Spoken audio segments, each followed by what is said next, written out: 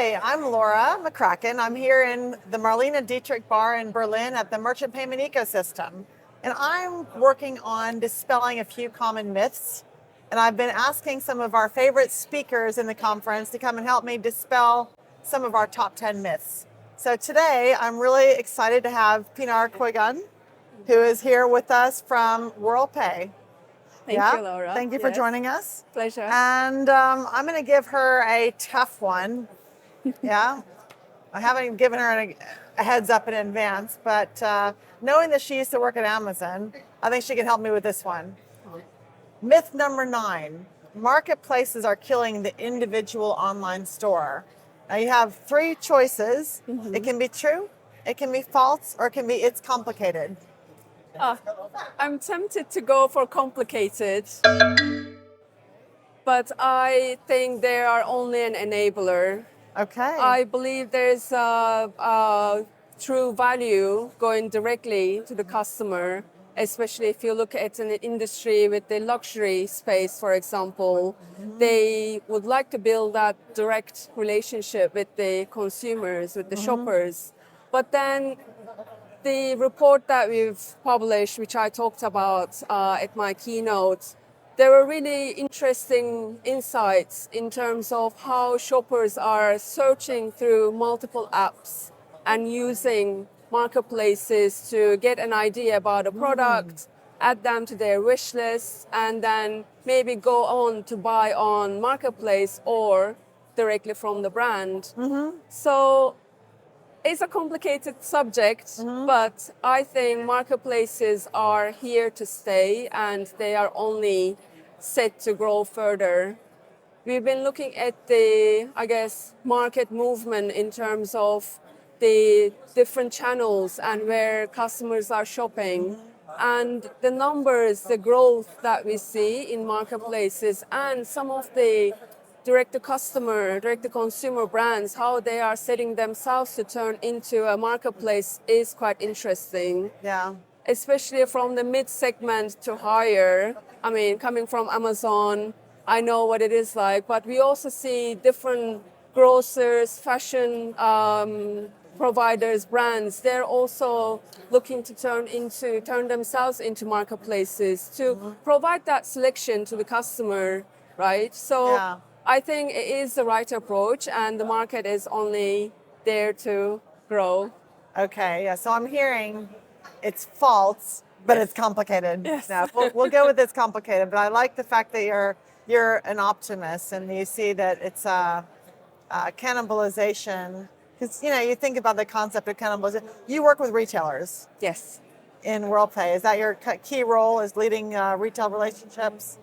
Yes, I do retail vertical growth, mm-hmm. and my role is understanding what our merchants need, mm-hmm. where their heart and heads are, and bringing back to our roadmap to match their needs with the solutions we have. Mm-hmm. And I also try to influence the stakeholders, whether internal or external, to, move together with the same direction when we go to market.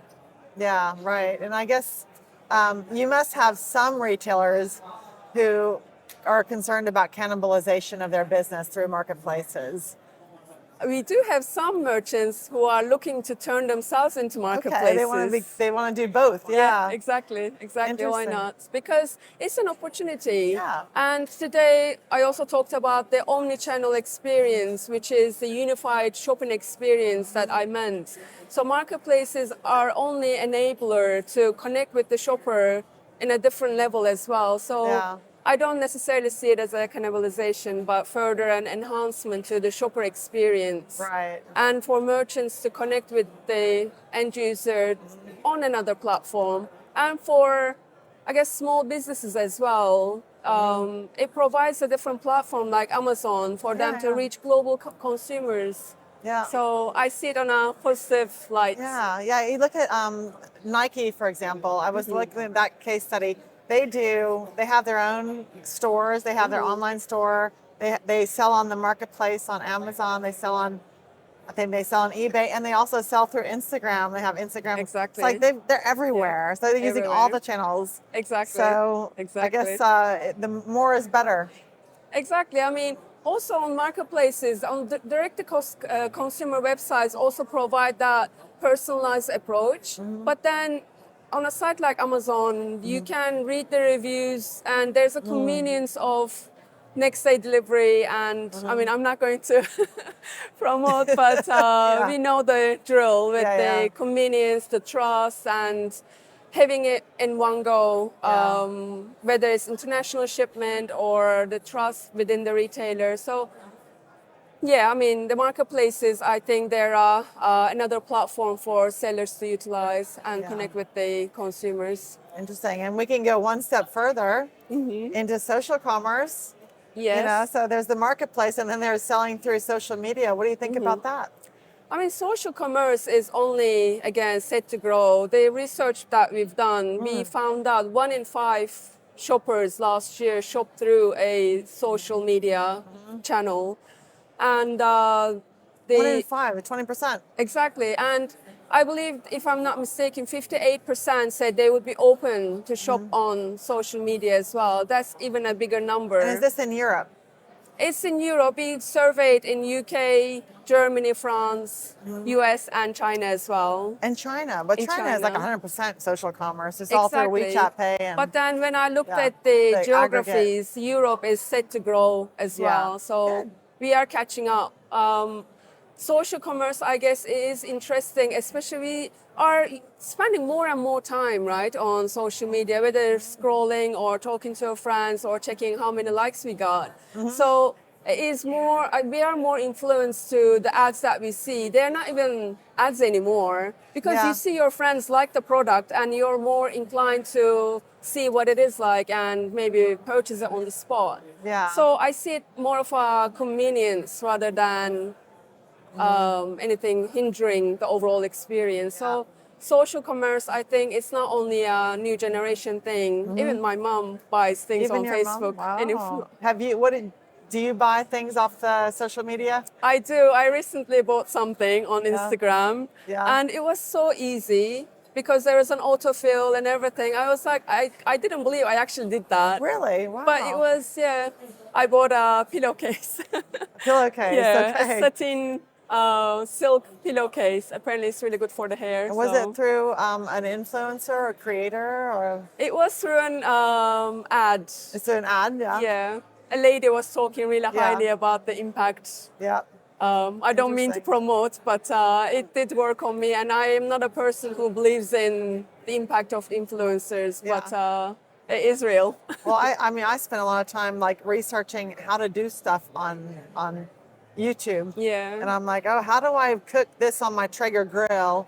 And then Yeah. I'll see this, info, like 30-minute thing on how to do a turkey on a Yeah. Traeger grill. Yeah. And then next thing I know, I'm buying the rub and I'm buying. So it Exactly, does. that's how it It kind of goes. works, doesn't it? And on social media as well, when you click on something, when you interact with an ad or anything that you see, you get exposed to other things as well. So again, it is also turning into like a marketplace, as I talked about earlier, that Yeah. you get to see the comparison, the other products and the reviews. So Yeah. yeah. And what do you think about this is Twitter? Well, it's now X. Yes. Elon Musk wants to become a super app. That's one of his. You've probably read the news about that. Yes, Do you I think that did. there's any chance for Twitter to become a marketplace or a super app? I mean, I am not really brought into the idea of super apps. I Yeah. know they're really big on Asia, but then I don't know. I do like Elon Musk. I think he's really brilliant. Yeah. But then sometimes he makes this remarks about Yeah. random stuff. Yeah. I mean, having understood the regulation and the adoption, I think super apps are not going to be a big thing in our markets in Europe. So I don't know. It would be interesting to see. You're not alone. I mean, that's one of the myths that Yeah. I covered with some other people.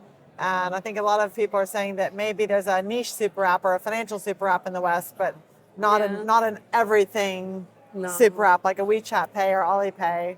I mean, But- I would be suspicious to put all my input into one app and use it for everything. Yeah. Then you are it's the habit of using as well. Then you're really heavily relying on one single app. Yeah.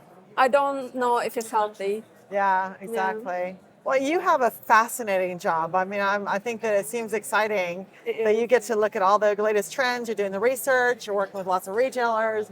You're advising them, and I know everyone loves hearing your perspective. Thank you. So thank you so much Pleasure. for weighing in on not just one topic, but a few. I love really it. appreciate that. Thanks and so so much. I look forward to tonight. Are you going to the party tonight? Yes, I am. Awesome. Yes. I'm going to see you tonight in our glad rags, and we'll tonight. celebrate some awards. Definitely. Good to Can't see you, wait. Pinar. See you. Thank you.